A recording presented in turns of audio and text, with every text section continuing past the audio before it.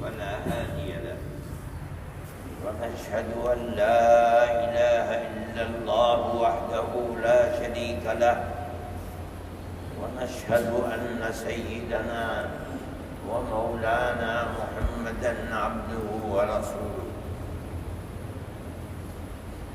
أما بعد اللہ کے ذکر پر بات چل رہی تھی اور آپ لوگ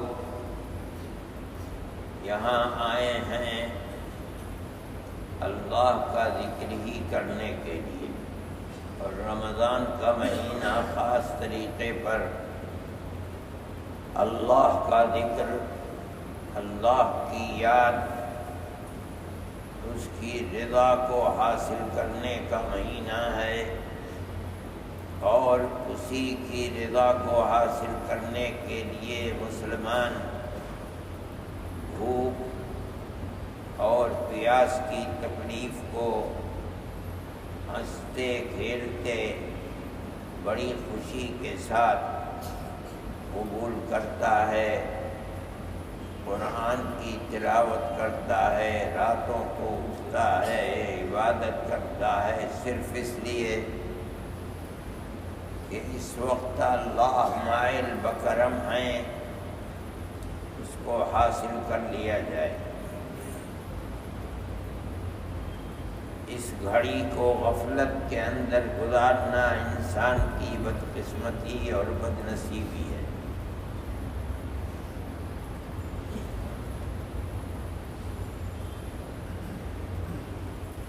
اللہ کا ذکر، جس کو افضل ترین ذکر اللہ کے نبی حضرت محمد صلی اللہ علیہ وسلم نے فرمایا ہے، وہ ذکر لا الہ الا اللہ ہے۔ افضل الذکر لا الہ الا اللہ، سب سے زیادہ اہمیت رکھنے والا، فضیلت رکھنے والا، اللہ کے نزدیک مقبول جو ذکر ہے وہ لا الہ الا اللہ ہے۔ یہ ایسا ذکر ہے جو حضرت آدم سے لے کر ہمارے آقا حضرت محمد صلی اللہ علیہ وسلم تک ہر نبی اللہ کے جس پیغام کو لے کر دنیا میں آیا ہے وہ ایک ہی پیغام ہے، لا الہ الا اللہ۔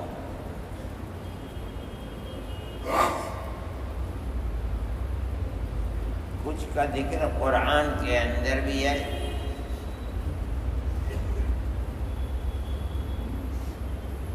وَلَقَدْ أَرْسَلْنَا نُوحًا إِلَىٰ قَوْمِهِ فَقَالَ يَا قَوْمِ اعْبُدُوا اللَّهَ مَا لَكُم مِّنْ إِلَٰهٍ غَيْرُهُ۔ ہم نے حضرت نوح کو اپنی قوم کے پاس نبی بنا کر بھیجا، تو انہوں نے ایک ہی بات بنیادی سب سے پہلے فرمائی، اے میری قوم، اللہ کی عبادت کرو، اس کے سوا تمہارا کوئی اللہ نہیں۔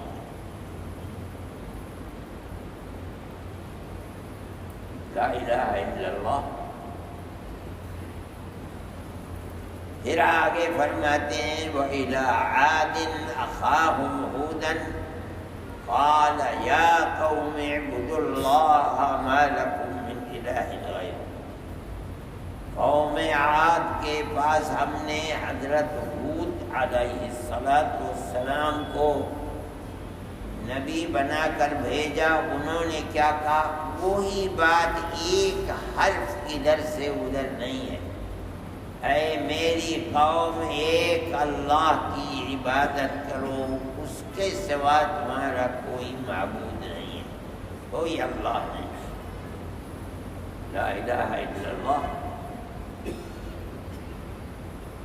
ہر نبی ایک ہی پیغام، ابتدائی بنیادی پیغام، وَإِلَىٰ ثَمُودَ أَخَاهُمْ صَالِحًا قَالَ يَا قَوْمِ اعْبُدُوا اللَّهَ مَا لَكُم مِّنْ إِلَٰهٍ۔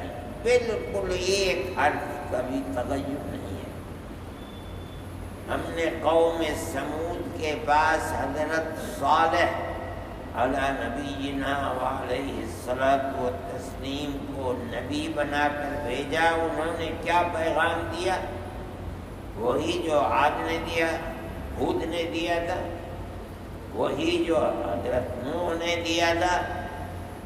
اے میری قوم، ایک اللہ کی عبادت کرو، اس کے سوا تمہارا کوئی اللہ نہیں۔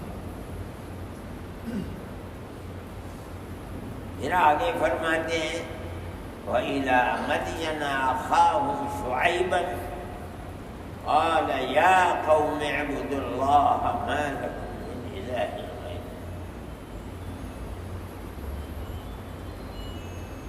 ہم نے مدین میں رہنے والوں کے پاس حضرت شعیب علی نبینا وعلیہ الصلاۃ والتسلیم کو نبی بنا کر بھیجا۔ انہوں نے کیا پیغام دیا؟ وہی پیغام، ایک حرف کا فرق نہیں ہے۔ اس سے پتہ چلتا ہے کہ حضرت آدم سے لے کر حضرت محمد صلی اللہ علیہ وسلم تک علیہ الصلوات والتسلیم جو ایک مشترک ذکر ہے، کوئی ایک حرف کا بھی فرق نہیں ہے، وہ ایک ہی ذکر ہے، لا الہ الا اللہ۔ اللہ کے سوا کوئی اللہ نہیں۔ دوسرا جو جز ہے محمد رسول اللہ، یہ تو ہر نبی کی امت اپنے نبی کے بارے میں کیا، آدم رسول اللہ، نوح رسول اللہ، موسیٰ رسول اللہ، ابراہیم رسول اللہ، عیسیٰ رسول اللہ۔ ہر امت اپنے نبی کی رسالت پر ایمان رکھتی ہے، لیکن ایک کلمہ ابتدائی جو مشترک ہے حضرت آدم سے لے کر حضرت محمد صلی اللہ علیہ وسلم، جس میں کوئی فرق نہیں ہے، لا الہ الا اللہ۔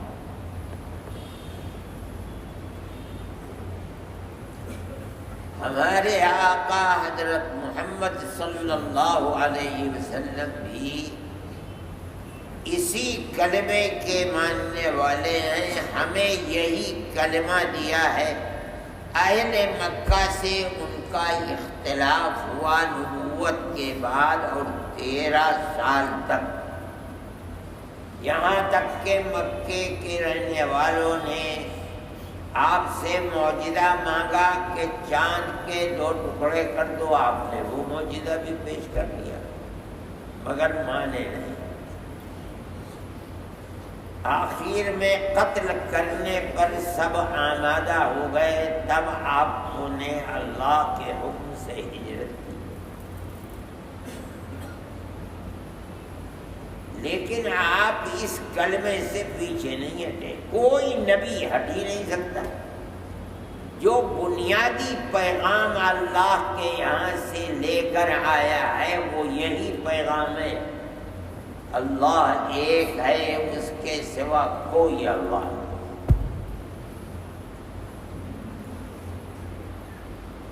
نبی کریم علیہ الصلاۃ والسلام اللہ کے اسی پیغام کو جو اللہ کی طرف سے دیا ہوا ہے کہ محمد علیہ الصلاۃ والسلام تم کو یہ کرنا ہے، رات اور دن جہاں ہو سکتا ہے وہاں اسی پیغام کو لے کر کے جاتے ہیں، جو اللہ کا حکم ہے۔ جب پہلی وحی آپ کے پاس آئی ہے تو اس میں تو اقرا، آپ نے پوچھا کیا پڑھوں؟ آپ پڑھو اقرا بسم ربک الذی خلق خلق الانسان من علق۔ اس کے بعد سلسلہ وحی رک گیا۔ کتنے دن رکا اس کا صحیح علم نہیں ہے، لیکن بعض کہتے ہیں سالوں رکا رہا، بعض مہینوں رکا رہا۔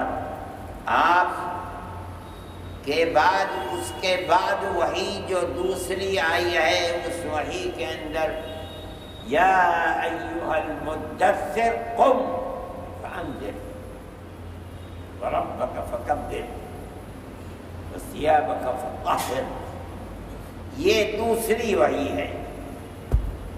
اس کے اندر پہلا حکم دیا قم فانذر، کھڑے ہو جاؤ، لوگوں کو اللہ کے عذاب سے ڈراؤ اور ایک اللہ کی تکبیر کہو۔ یہ کیسے ممکن تھا کہ رسول اللہ اس کو چھوڑ دیتا؟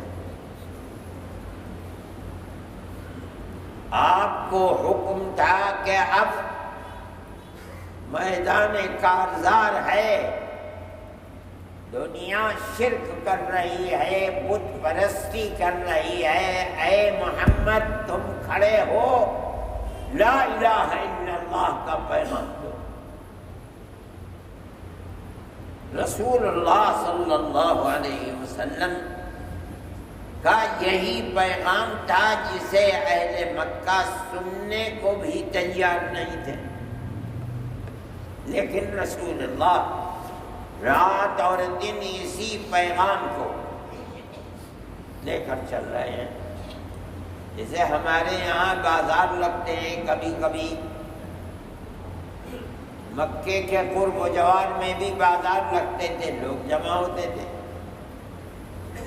مکے والے اس کلمے کو سننے کے لیے تیار نہیں تھے، لا الہ الا اللہ خدا کی توحید کو۔ آپ اس بازار میں پہنچ گئے، آپ کے پاس کوئی جماعت بھی نہیں تھی، آپ کے دیوانے ایک ہی تھے، ابو بکر، کوئی ایمان لانے والا بھی نہیں تھا، اور سارا مکہ اور مکے کے قرب و جوار میں ہر ایک مخالف، مگر ہو نہیں سکتا ساری دنیا مخالف ہو جائے نبی کو جو حکم دیا گیا ہے۔ نبی اس حکم کو چھوڑ نہیں سکتا۔ سارے بازار میں لوگ خرید رہے ہیں، بیچ رہے ہیں، رسول اللہ بھی پہنچے ہوئے ہیں، نہ خریدنا ہے نہ بیچنا ہے، بس ایک رٹ ہے جو لگاتے ہوئے چل رہے ہیں، یا ایھا الناس وحدوا اللہ تفلحوا، اے لوگو ایک اللہ کو مانو، ایک اللہ کی عبادت کرو، تم سفل ہو جاؤ گے، کامیاب ہو جاؤ گے۔ یہی رٹ لگا رہے ہیں، لوگ دیوانہ سمجھتے ہیں۔ کوئی پتھر اٹھا کر پھینک دیتا ہے، کوئی تھوک دیتا ہے، کوئی مٹی اٹھا کر پھینکتا ہے۔ اللہ کے نبی نہ کسی پر غصہ ہے نہ کسی کو منع کرتے ہیں، اپنے چہرہ انور کو صاف کر لیتے ہیں اور آگے بڑھ جاتے ہیں۔ پھر وہی رٹ، ایک اللہ کی عبادت کرو، تمہاری کامیابی دنیا اور آخرت کی اسی ایک اللہ کی عبادت پر ہی موقوف ہے۔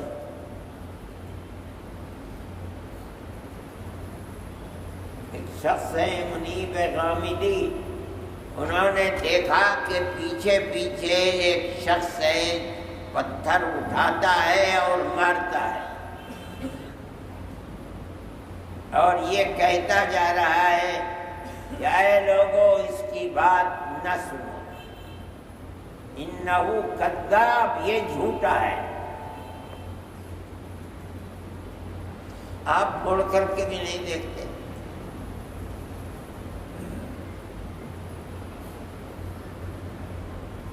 منیب غامدی کہتے ہیں میں نے باپ سے پوچھا کہ یہ کون ہے جو یہ کہہ رہا ہے کہ ایک اللہ کی عبادت کرو؟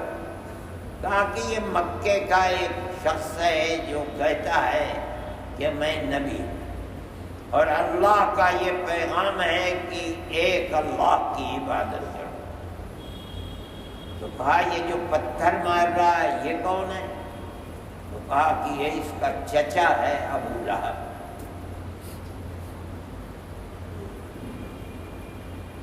یہ کیا کہہ رہے ہیں؟ لا الہ الا اللہ۔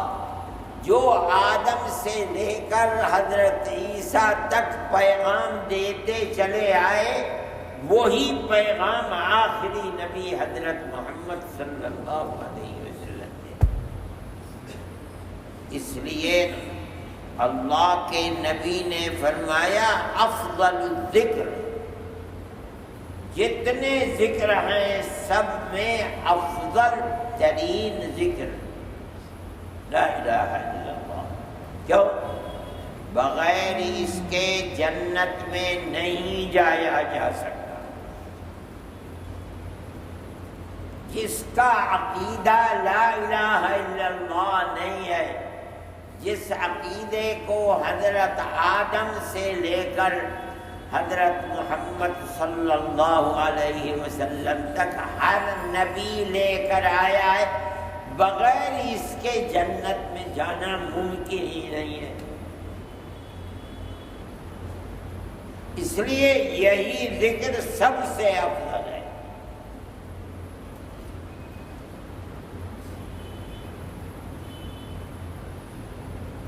کوئی مشرک ہو قرآن کو یاد کر سکتا ہے، 2 4 10 20 آیتیں یاد کر لے، کیا ہے بھئی؟ یہاں تو نہیں یاد کر سکتے اس لیے کہ عربی زبان نہیں ہے، لیکن کوئی مشرک اگر عرب میں رہتا ہے، یہودی رہتے ہیں، بہت عیسائی رہتے ہیں، بے شمار ہندو رہتے ہیں، ان کے بچوں کی زبان عربی ہے، قرآن کو یاد کر لیں، قرآن کی 10 آیتیں یاد کر لیں، ہو سکتا ہے۔ لیکن لا الہ الا اللہ کو ماننے والا مشرک ہو ہی نہیں سکتا، کافر ہو ہی نہیں سکتا۔ اس لیے صوفیاء کہتے ہیں کہ ہر عبادت دکھاوے کی عبادت ہو سکتی ہے، ریا ہو سکتا ہے، روزے میں ہو سکتا ہے ریا، دکھاوا، نماز میں ہو سکتا ہے دکھاوا۔ بعد ہندوستان کے بڑے سیاستدان، ان کے بارے میں کہا جاتا ہے کہ وہ پاکستان میں رہے اور کئی سال تک ایمان بن کے رہے، نماز پڑھاتے رہے،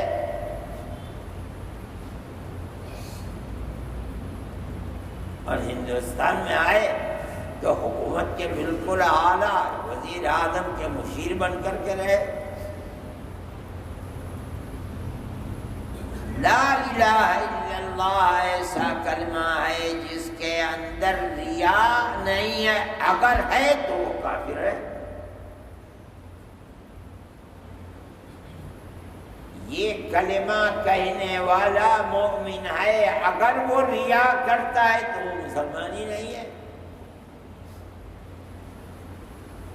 یہ ماننے والا کہ اللہ ایک ہے، اس کے سوا کوئی اللہ نہیں ہے، یہ ماننے والا مومن ہے۔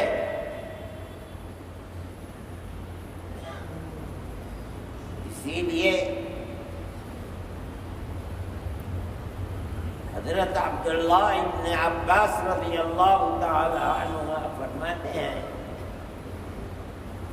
کہ قیامت کے قریب ایک آواز ہوگی، کوئی فرشتے کو اللہ حکم دے گا، وہ جنت اور جنت کی نعمتوں سے پوچھیں گے کہ کس کا انتظار ہے؟ تو جنت جواب دے گی کہ انتظار ہے کلمہ لا الہ الا اللہ کے کہنے والوں کا۔ کیوں؟ جنت کہے گی کہ ہم تو انہی لوگوں کے لیے بنے ہیں جو حضرت آدم سے لے کر حضرت محمد تک لا الہ الا اللہ کو ماننے والے ہیں، ہمیں انہی کا انتظار ہے۔ ہمارے یہاں کوئی آئے گا نہیں، وہی پہنچ سکتا ہے۔ جنت اسی کا گھر ہے، جنت کی نعمتیں اسی کے لیے بنائی گئی ہیں، جنت میں وہی آ کر بسے گا جو دنیا میں لا الہ الا اللہ کا ماننے والا ہے۔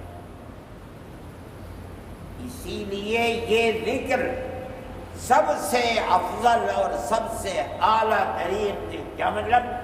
یہی ذکر اللہ کو راضی کرنے میں سب سے زیادہ مضبوط، یہی ذکر آخرت کو بنانے والا، یہی ذکر میدان محشر میں سب سے پہلے کام آنے والا، اور یہی ذکر جنت کو مسکن بنانے والا ہے۔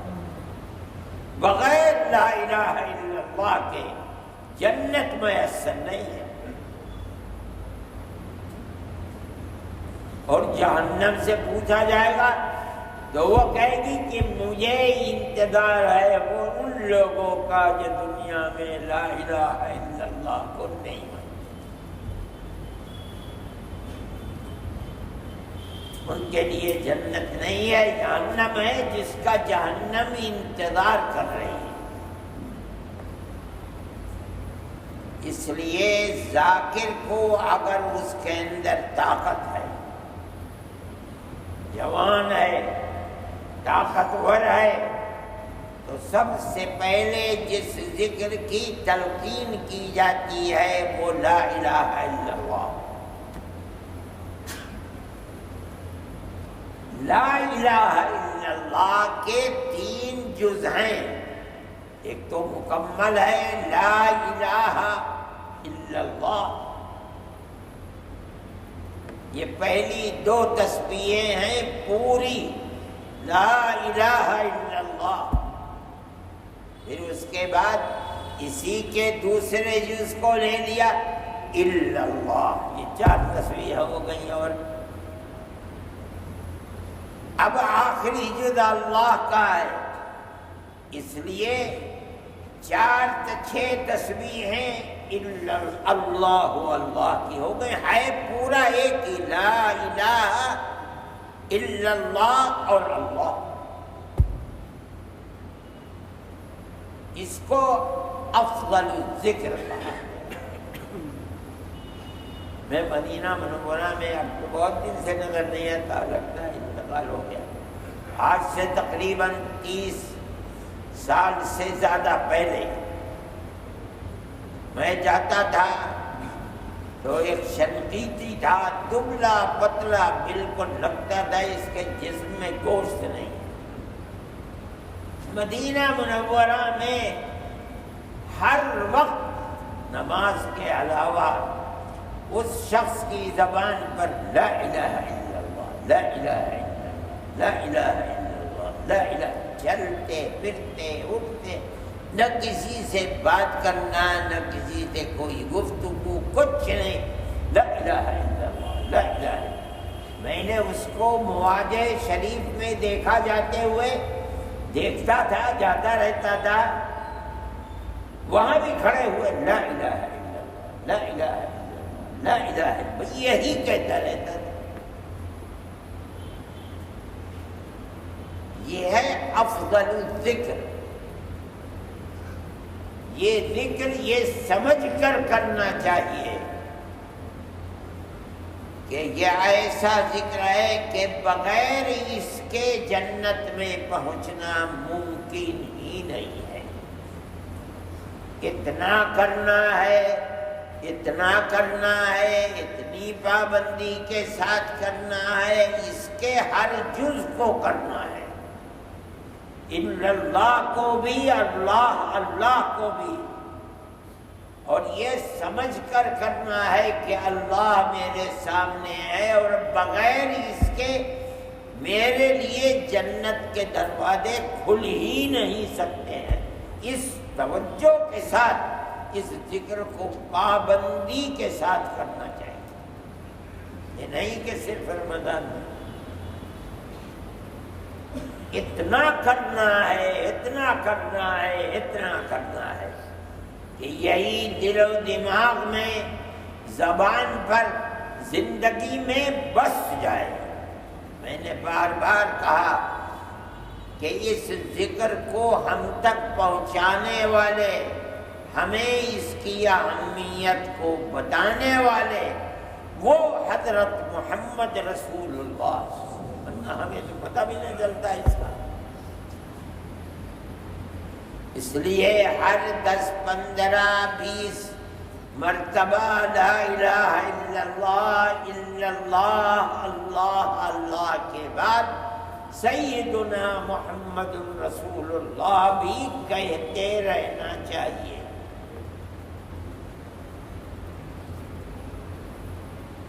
صحیح ہے، لا الہ الا اللہ ہر نبی نے دیا ہے، لیکن ہماری اس امت کو تو حضرت محمد صلی اللہ علیہ وسلم نے ہم تک پہنچایا ہے۔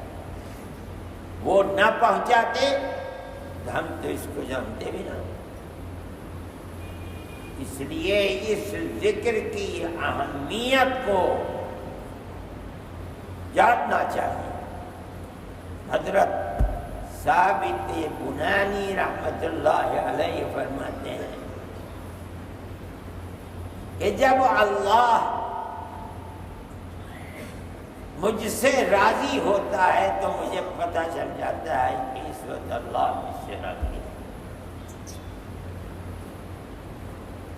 اللہ جب مجھے یاد کرتا ہے تو مجھے پتہ چل جاتا ہے کہ اس وقت اللہ مجھے یاد کر رہا ہے۔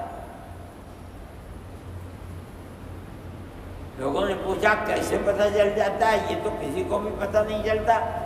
فرمایا جب میرے دل میں یہ بات پیدا ہوتی ہے کہ میں اللہ کو یاد کروں تو اس کا مطلب یہ ہے، قرآن میں کہتا ہے فَاذْكُرُونِي أَذْكُرْكُمْ، تم مجھے یاد کرو میں تمہیں یاد کروں گا۔ جب میں یاد کرتا ہوں تو میرا دل کہتا ہے قرآن کی کہ اب اللہ مجھے یاد کر رہا ہے۔ اس کو سمجھنا چاہیے کہ جب مومن کے دل میں یہ داعیہ، یہ طلب پیدا ہوئی کہ میں اللہ کا ذکر کروں بیٹھ کر، سمجھنا چاہیے کہ قرآن میں اللہ نے فرمایا اس وقت اللہ مجھے یاد کر رہا ہے۔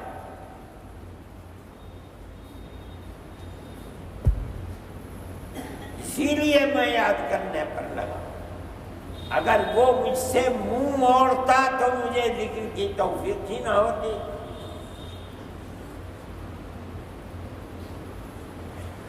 یہ علامت ہے، نشانی ہے، یہ وہ مبارک وقت ہے جس میں مومن چلا ذکر اللہ کی یہ خدا کی توفیق سے اس نے مجھے یاد کیا، توفیق دی، تب میں اللہ کے ذکر پر لگا۔ وہ اگر یاد نہ کرتا، توفیق نہ دیتا تو میں اللہ کے ذکر پر نہیں لگ سکتا تھا۔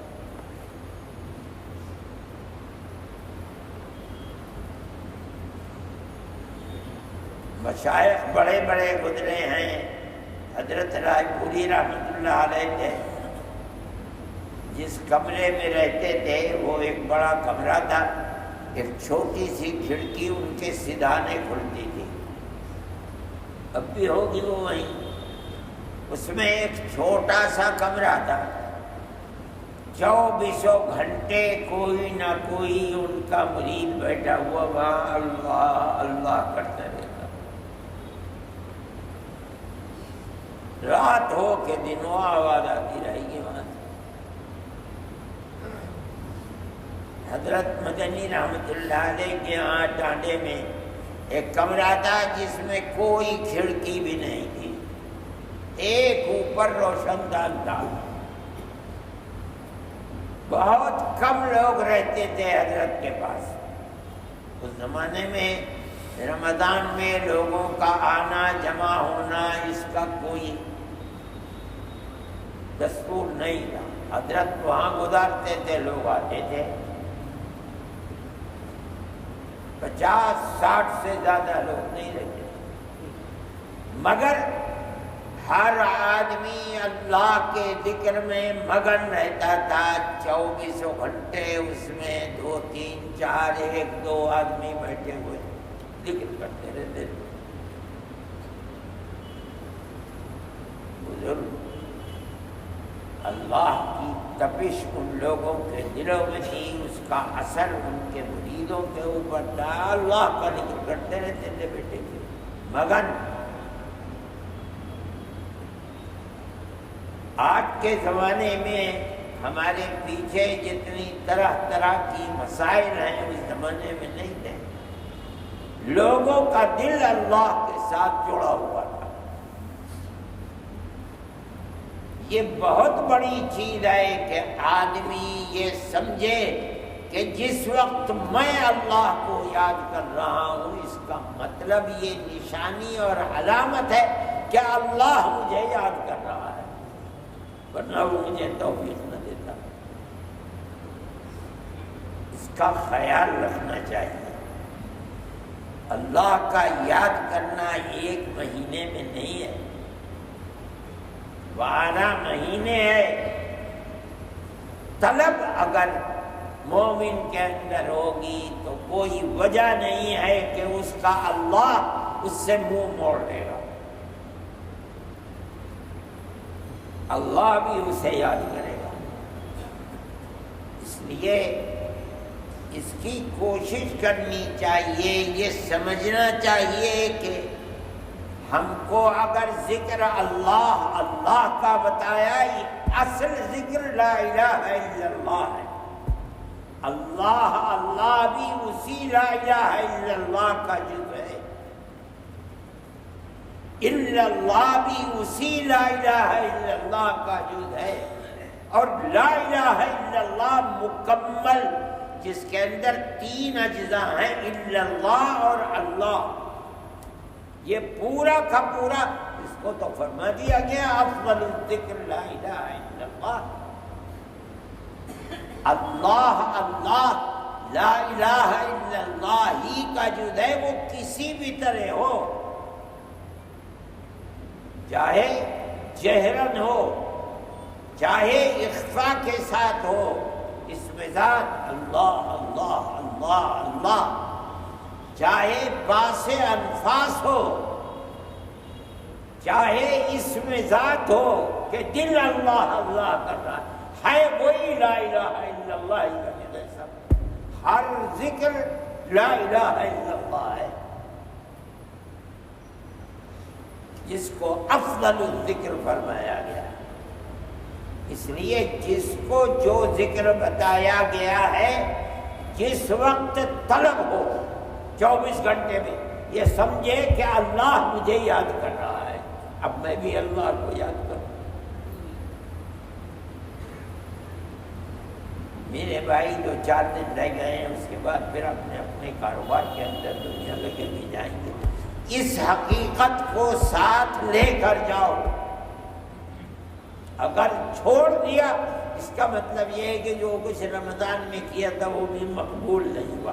قبولیت کی علامت یہ ہے رمضان کے ذکر کی کہ رمضان کے بعد غفلت نہ ہو۔ اگر پابندی نہیں ہے ذکر کے اندر، اس کا مطلب یہ ہے کہ اللہ کی عنایت اور توجہ بھی نہیں۔ اللہ ہم سب کو اپنی محبت عطا فرمائے۔ دلوں میں تڑپ عطا فرمائے، ہمیں اس کو یاد کرنے کی توفیق، اور اللہ ہمیں یاد فرمائے، ہمارے اوپر کرم فرمائے، اس طرح ہماری آخرت کو آباد فرما دے اور ہمارے لیے جنت کے دروازوں کو کھول دے، حسن خاتمہ میسر فرمائے۔ صلی اللہ تعالی علیہ۔ Thanks for watching. Don't forget to like, comment, share and subscribe to Al Wahid channel.